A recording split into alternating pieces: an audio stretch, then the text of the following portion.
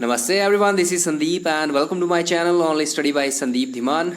तो आज हम करने वाले हैं हिमाचल के ग्लेशियर्स के बारे में और आगे भी जो इम्पोर्टेंट टॉपिक्स रहेंगे टीजीटी और अलाइड के, उनको हम डिस्कस करते रहेंगे। तो बने रहिएगा चैनल के साथ। चलिए शुरू करते हैं आज का डिस्कशन। चलिए स्टार्ट करते हैं हम हिमनद के बारे में। हिमनद जो है क्या होते हैं, ग्लेशियर्स जिनको हम बोलते हैं। ग्लोबल वार्मिंग की अगर हम बात करें, ग्लोबल वार्मिंग जो है, ग्लोबल वार्मिंग की वजह से ग्लेशियर जो हैं सिकुड़ रहे हैं और वैज्ञानिक जो हैं उन्होंने अध्ययन किया है और इसके अनुसार उन्होंने बताया कि ग्लेशियर जो हैं बहुत ही ज़्यादा सिकुड़ रहे हैं। उन्होंने शॉनगंगा ग्लेशियर के बारे में बताया है कि ये 1000 फुट तक, मतलब 30 मीटर तक सिकुड़ गया है और जो झीलें हैं उनका विस्तार हो रहा है। और एक हमारी विज्ञान और तकनीकी परिषद है, साइंस एंड टेक्नोलॉजी काउंसिल, इसने 38 लेक्स के ऊपर अपनी स्टडी की, जिसमें से 14 लेक्स जो थी वो हिमाचल की थी। और इन्होंने इस अध्ययन में बताया कि लाहौल स्पीति की गोपांग ग्लेशियर जो है, गोपांग ग्लेशियर झील जो है वो 1976 के मुकाबले 0.27 किलोमीटर स्क्वायर तक फैल चुकी है। अब देखो, ये जो है एक बहुत बड़ी समस्या है और इसकी वजह से क्या होता है, बहुत ही खतरनाक प्रभाव पड़ते हैं एनवायरनमेंट के ऊपर। तो क्या है जो दुष्प्रभाव हैं उनको डिस्कस कर लेते हैं हम। देखो, हिमाचल में 1 लाख की आबादी के ऊपर 2016 में 5100 व्हीकल्स थे और हमें पता है कि कार्बन डाइऑक्साइड और अदर पोल्यूटेंट्स जो हैं वो इन वाहनों से, इन व्हीकल से निकलते हैं। तो कार्बन डाइऑक्साइड जैसे ही बढ़ जाती है तो इससे ग्लोबल वार्मिंग भी बढ़ जाती है और मौसम में भी काफ़ी चेंजेस आ जाते हैं और जो क्रॉप्स हैं हमारी उनके ऊपर भी काफ़ी प्रभाव पड़ते हैं। 1990 के दशक में हमने जिन कीटनाशकों को बैन किया था उनके कण जो हैं आज भी हमारी मिट्टी में मिल जाते हैं यहाँ पर। अगर हम आगे बात करें तो एचपी के 60% ग्लेशियर जो हैं वो पिघल रहे हैं और उनमें 20% जो है वो पिघल भी चुके हैं। और बर्फ़ कम होने से नदियाँ और जो बांध हैं उनके ऊपर भी काफ़ी प्रभाव पड़ता है। अब आगे अगर हम बात करें environmental panel of climate change, इसने बेल्जियम की राजधानी ब्रसेल्स में 6 अप्रैल 2007 को अपनी दूसरी रिपोर्ट में वर्षा जल में कमी हो जाने की बात कही और फसलों में आधी की कमी होने की भी चिंता जताई थी और चावल की पैदावार में भी इसने बताया कि निरंतर कमी हो रही है। और उसके बाद एक और रिपोर्ट है यूएनईपी के अनुसार बादलों में कालिक, अन्य तत्व, औद्योगिक एवं कृषि से निकलने वाले तत्व, इन्होंने क्या किया है, सौर ऊष्मा को 50% तक बढ़ा दिया है, मतलब ग्लोबल वार्मिंग हो रही है। ठीक है, उसके आगे अगर हम बात करें तो हिमालय में यांगत्सी, सतलुज, सिंधु आदि बड़ी नदियां निकलती हैं हिमालय से और चीन, भारत और अन्य कई दक्षिण एशियाई देश जो हैं उनके लिए ये जीवनदायिनी का काम करती हैं। यदि ये ग्लेशियर जो है इसी तरह से पिघलते रहे तो क्या होगा, दक्षिण और पूर्वी एशियाई देशों पर इसका बहुत ही बुरा प्रभाव पड़ेगा। और हिमालय में जो 15,000 ग्लेशियर हैं उनका 18% जो है, हिमालय पर्वत श्रृंखलाएँ जो हैं वो हमेशा बर्फ से ढकी रहती हैं उनकी, और उनके ऊपर जो ग्लेशियर पाए जाते हैं उनके बारे में भी थोड़ा जानकारी हम यहाँ पर कर लेते हैं।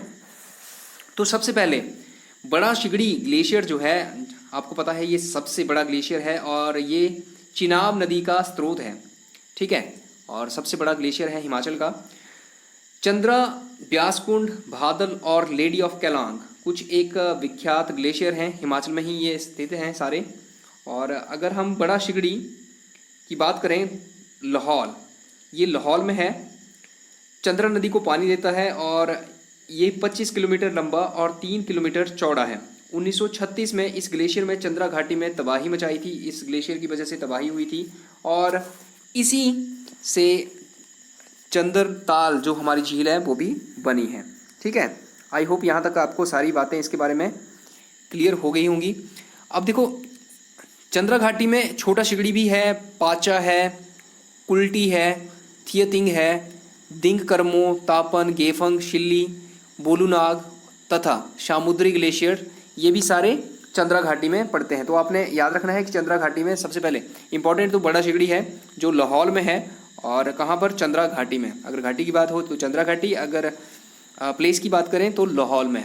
ठीक है, अब देखो ये जो गेफेंग नाम का नाम लाहौल घाटी के देवता का नाम है, जिसका मंदिर सराहन में है। और गेफेंग चोटी जो है वो जो स्विट्जरलैंड की मैटरहॉर्न चोटी है उससे मेल खाती है। अभी अभी मैटरहॉर्न जो चोटी थी वो न्यूज़ में थी, किस लिए थी, अगर आपको पता है तो आप कमेंट करके बताइएगा।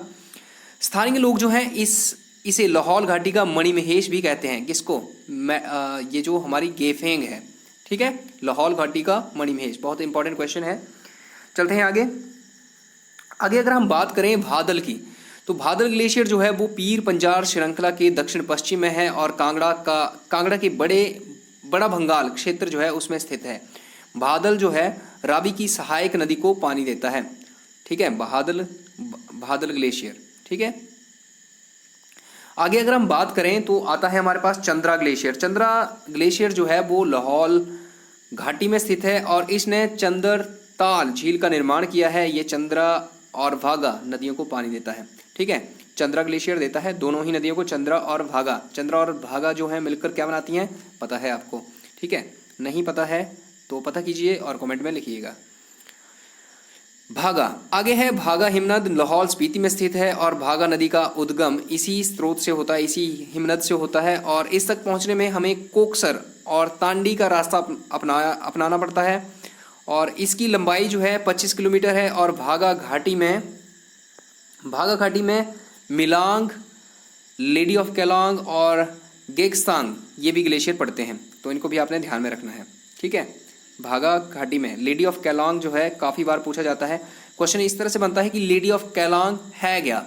ठीक है, तो आपको याद रखना है कि ये ग्लेशियर है, काफ़ी बार एग्जाम में पूछा गया है। नेक्स्ट है हमारे पास चंद्रनाहन।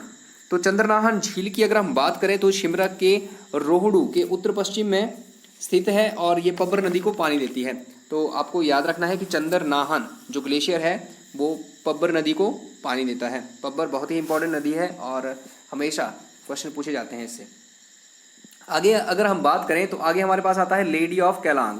तो लेडी ऑफ केलांग की बात करें तो 61 मीटर ऊंचा ये केलांग कस्बे से आसानी से दिखने वाला ग्लेशियर है। और इसका नामकरण जो है अंग्रेज महिला लेडी एल्शनदे द्वारा 100 वर्ष पहले दिया गया था। अब तो शायद थोड़ा ज़्यादा हो गए होंगे क्योंकि बुक्स जो हैं वो ओल्ड होती रहती हैं। तो मतलब ये 18th सेंचुरी के आसपास नाम दिया गया था, नॉट 19th सेंचुरी के लास्ट जैसे में नाम दिया गया था ये। ठीक है, नेक्स्ट है हमारे पास गोरा हिमनद। तो गोरा हिमनद जो है हिमालय की दक्षिण ढलान है ये। और उसके बाद आता है मुकीला हिमनद। मुकीला ग्लेशियर जो है ये भागा घाटी में है और इसकी हाइट जो है 64-78 मीटर्स है। और उसके बाद हमारे पास है सोनापानी। सोनापानी जो है कुल्टी नाला के संगम से 5.5 किलोमीटर दूर स्थित है ये। हाँ, एक इम्पॉर्टेंट और भी है, दुधोन और पार्वती। पार्वती तो क्लियर हो जाता है, दुधोन में थोड़ा सा कन्फ्यूजन रहता है कि कहाँ पर है। तो दुधोन और पार्वती दोनों ही कुल्लू घाटी में है। पार्वती तो आपको पता है कुल्लू घाटी में बहती है, तो इसका क्लियर हो जाता है। लेकिन दुधोन का थोड़ा कन्फ्यूजन होता है, तो मैं आपको बता देता हूँ कि ये कुल्लू घाटी में है। उसके बाद अगर हम बात करें पिराड हिमनद, तो पिराड हिमनद जो है, पिराड का अर्थ है टूटी हुई चट्टान।